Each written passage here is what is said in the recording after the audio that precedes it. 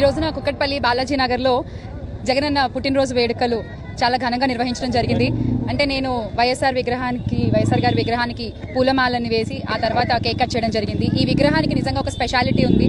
వైఎస్ఆర్ గారు చనిపోయిన తర్వాత 21 రోజులకి ఈ విగ్రహాన్ని ఇక్కడ ఏర్పాటు చేయడం జరిగింది. కరెక్ట్గా రాష్ట్రంలోనే అప్పుడు ఇది 2వ విగ్రహం, అది కూడా బాలాజీనగర్ వాసులందరూ కలిసి ఇక్కడ ఏర్పాటు చేసుకోవడం జరిగింది. అలాంటి ఒక విగ్రహం ముందు నించుని ఈ రోజున జగనన్న వేడుకలు ఈ రోజు ఇక్కడి నుంచే ప్రారంభించాము, బాలాజీనగర్ నుంచే. ఆ తర్వాత ఇంకా చాలా ప్లేస్లకు వెళ్ళాలి. అండ్ ముఖ్యంగా అన్నకి వెంకటరెడ్డికి థ్యాంక్ యూ సో మచ్ నన్ను ఇక్కడికి ఆహ్వానించినందుకు. నిజంగా అంటే ఈ రోజున చాలా మంది మాట్లాడుతున్నారు అధికారం లేదు అని. అధికారం ఉన్నది అని చెప్పి ఎవరు జగనన్న వెనకాల రాలేదు. అధికారం లేదు అని ఎవరు ఆయన వదిలిపోరు. అధికారం ఉన్నా అధికారం లేకపోయినా ఆయన ఎప్పటికీ మా జగనన్నే.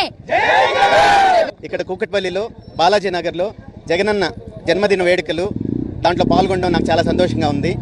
అయితే ఇక్కడ హైదరాబాద్లోనే ఫస్ట్ ప్రతి ప్రోగ్రామ్ ఇక్కడనే మొదలవుతుంది. సో ఆ ప్రోగ్రామ్కి రావడం, సోదరి శ్యామల గారు కూడా ఇక్కడ రావడం చాలా సంతోషం. అయితే ఇప్పటి వరకు కొంత సైలెన్స్ కనపడింది, కానీ ఈ రోజుకు ఒక ప్రత్యేకత ఉంది. మీరు రాసి పెట్టుకోండి. ఇప్పటి నుంచి జగనన్న అభిమానులు కానీ వైఎస్ఆర్ శ్రేణులు కానీ ఉవ్వెత్తున రేగి రేపు ఎప్పుడైతే ఎలక్షన్ జరగబోతుందో ముందస్తు అంటున్నారు. ముందస్తు కాకపోయినా సరే ఇప్పటి నుంచి పోరాటాలతో ఉన్న ఏదైతే ప్రభుత్వం ఉందో వారి మీద పోరాటం చేసి వాళ్ళు సూపర్ 6 అనే ఒక స్కీమ్స్ని అనౌన్స్ చేసుకొని వచ్చారు. అబద్ధాలు చెప్పి ప్రభుత్వంలోకి వచ్చారు.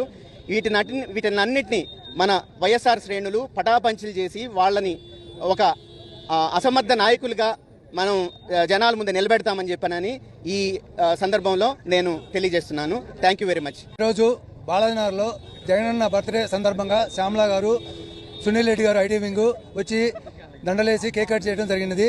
జగన్మోహన్ రెడ్డి ఎప్పటికీ కింగే.